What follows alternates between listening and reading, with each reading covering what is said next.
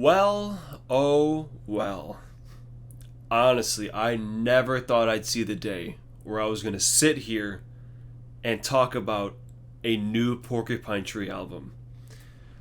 Absolutely unreal. But here it is. Closure continuation is just their way of saying, hey, this is it. We're continuing it, but this is the last one. So, I'm fully going into this prepared that this is the last Porcupine Tree album, like, for sure. If I'm wrong again, so be it. But for now, let's just assume that this is the last one. And how is it for a finale to a band with quite a strong discography? Well, we kick off with Herodon, which was our first single.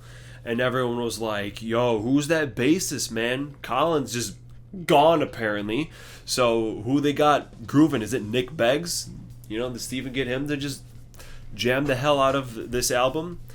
But no, turns out it was Steven himself. Blew my ass away because I had no idea he can, like, groove that hard, you know? Because Herodon, that opening bass line is rather sick. And the chorus, if that's what you want to call it, I have no idea. The ba da da da da ba da na na na na wow.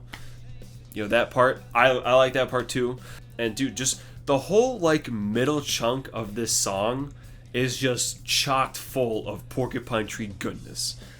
Like, this song definitely grew on me. It got better every time I heard it. I don't know, it's really fighting to be my favorite song on the album. I don't know if it is yet, but there's another song that gets pretty close to this one. And you know what? I hope I like the other one more because I do not want this to be another case where the first single is my favorite song. I hate when that happens.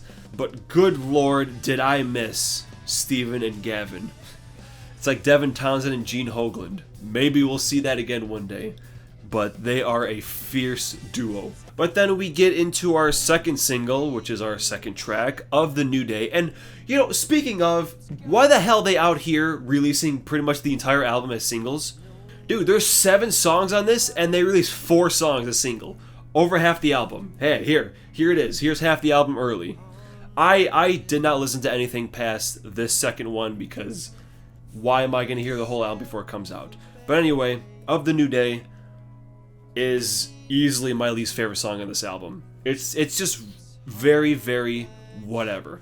Like, the dissonant riffs are kind of cool, but, like, overall, I'm probably, like, I'm never going to listen to this song outside of going through the album. Not that slow songs are bad, but most of the times they're not nearly as interesting as everything else. And there are a couple slow parts on this album, but this one just takes the cake as just being the one that I'm going to forget about. And then we have Rat's Return, which is okay, I guess, too. Like, this whole middle part of the album, honestly, is just kind of whatever. Like, I really like how the song ends, and the repeating riff that makes up most of the song is pretty cool, too. But, like, overall, just not quite up to those, like, high Porcupine Tree standards, as I would call them. And then we have Dignity, which, that's not even a Porcupine Tree song. Dignity is literally just a Steven solo song taken directly out of Hand Cannot Erase. You could easily stick that song in the middle of that album and you would not even notice a difference. Between the piano and the acoustic guitars and the vocal performance, everything about this song is just Hand Cannot Erase. That's not a bad thing because Hand Cannot Erase is a damn good album, but still can't help but think that this really doesn't even sound like Porcupine Tree at all. But it's still pretty decent. Alright, now we have Herd Calling. Now this is where there's definitely a step up on this album because kind of like Rat's Return, there is like one main riff that makes up a majority of the song. And I kind of wish it wasn't like that. There was more variety. But that riff is still kind of cool. And the constant switch from like the soft version to the heavy version of that riff just really adds to the song overall. And like the liar, and then, it goes heavy, but it's still that same riff like I mentioned, which, whatever. Could have added another, like, one or two more riffs in there, but, for what it is, it's probably my third favorite song on the album, right behind Herodon and the other one, which we haven't gotten to yet. But, yeah, definitely a step up from the last few songs. And then we have Walk the Plank, and this is, without a doubt, the most Porcupine Tree song on this entire album. With, like, the atmospheric keys, and the Gavin grooves, and the hushed vocals, and it kind of even gets creepy at points. This is Richard finally stepping up and, like, taking command of a song, because he really kind of stays in the background most of these songs, except this one, which is why I think it just brings out the most of this band that at least is still around. But yeah, definitely not my favorite song, but, like, it is at least the most unique one on here. And then we wrap up the main album with Chimeras Wreck. So, this is an interesting song, because the first time I heard it, I was like, wow, this first half is really boring, but I like the second half. And the second time, I was like, alright, the first half is kind of cool. And by, like, the fourth time, I'm like, alright, I'm on board with this song from front to back. This, I think, is fighting with Herodon for my favorite song on the album. Also, I don't know why the hell this song gives me mad Storm Corrosion vibes, but it does. It's probably due to the fact that it repeats that same line over and over again. He keeps repeating, I'm afraid to be happy and I couldn't care less if I was to die, like, a lot of times. Kind of like Drag Ropes, where they keep looping the, what were they saying? And the truth can now be shown now manifold, and the truth, whatever that line is, it's just over and over again, and this one gives me the similar vibes, where he just keeps repeating the same line, like I'm doing right now, and even down to the way he sings it, I don't know, I just can't help but hear a little bit of Storm Corrosion in this song, and that's kind of cool. But yeah, that whole last half of the song, son of a bitch, dude, those Gavin grooves are monstrous, absolutely monstrous. Kind of wish this song was like 15 minutes, but you know what? Whatever. I feel like it could have kept on going, but whatever. For what it is, it's a really good song. Like, if anything, this is definitely the standout song on the album, and it's the last one, which, definitely helps with that fact. But we do have a couple bonus tracks. I'm not going to go into each one individually, because I don't have a lot to say. Like, the first one, Population 3, kind of just sounds like an improv jam, even though I know it's not. But it's just like this instrumental song that's fine, I guess. Never Have. I have literally nothing to say about that song. And then Love in the Past Tense, I think, was my favorite of the three.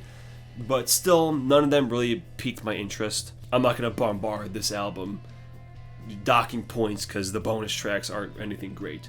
It's whatever. They don't even show up on my physical copy, so whatever, dude. But yeah, dude, looking at my closing thoughts upon first listen, they're definitely different now than what it was, most certainly. I will read it verbatim for what I wrote originally. It's very soft. Sure, there's some parts where they go a little harder, but barely. It's missing that signature song too, I think, like Radioactive Toy, Arriving Somewhere But Not Here, and Anesthetize. Like, a lot of albums have that one song that really sticks out. Chimeras Wreck is almost there, just not quite it. Kinda only the last half. Falls into the unfortunate category where first single is my favorite. So obviously, I don't think really any of these apply now, because I don't know why because there are a lot of like chill moments, but they do go kind of hard, a lot of these songs. That signature song, I definitely think Chimeras Wreck is in there. I don't know if it falls into that category of first single is my favorite, because Chimeras Wreck is probably better than Herodon. But yeah, man, overall, Definitely not the monumental album I was hoping it was going to be. I mean, with only 7 songs, and half of them I really have nothing to say on them at all, it's just kind of fine. Like, this is definitely not going to be album of the year for me. I'm much more excited just to see them live as opposed to listening to this. And I'm sorry, but I think the main problem is it's seriously missing that Colin Edwin touch. The way they just ditched him, I think, is absolutely repulsive. If you didn't see the article, Steven basically said, yeah, well, Colin's not here because he never really reached out. You know, like Richard and Gavin kept texting me and talking to me, but Colin just didn't say anything. And it's like, what the fuck is that? Why don't you pick up the phone and call him? I mean, goddamn, the guy was in the band for pretty much the entire time, besides like the first couple albums. So it's like, what the fuck? It's like the same shit that Black Sabbath pulled with Bill Ward. It's like, oh, well, we couldn't, the contract, whatever. It's like, that's so fucking stupid. What a missed opportunity. If he was on here, I definitely think it would have been probably a lot better. Because, Steven isn't a bassist, alright? He can play it, but he's not a bassist. So with all that said, going into my ranking of the band, I'm gonna pop this guy right into like number 8, I think. Right above On the Sunday of Life. Because it's definitely not as good as The Incident. But I guess I would rather listen to this one over the other ones because like I said, Signify really isn't memorable at all. On the Sunday of Life, I actually re-listened to today to see if I wanted to put it above it, and I do because frankly, once you hit Moonloop, that album kind of drags hardcore. Like there's still like a half hour left, and nothing really cool happens. And then Sunday of Life has a lot of weird ass songs, despite Radioactive Toy and Jupiter Island are super cool. But yeah, I think it's more consistent than those, but I'm not going to put it above The Incident. So, number 8 on Closure and Continuation. So, rather low, but it's like, what do you expect? This band has a very strong discography, and yeah, it would have been nice to have it, top 3, top 5, or whatever, but it is what it is. I'm still happy it came out. Like, I live in a world where I can say, wow, there was a new Porcupine Tree album. So, let me know what you think about it. Was it worth the 12, 13 year wait, however long it's been since The Incident? Or did it just kind of drag? Because the middle kind of did for me. But it's fine. Yeah, stay tuned for... I'm still working on my next ranking. I'm just kind of going slow on it because the albums are just... I can't listen to too many at once. Are you seeing Porcupine Tree on the road? If you aren't, why? They confirmed they're playing Anesthetize, and I'm gonna lose my goddamn mind the entire song. I can't wait.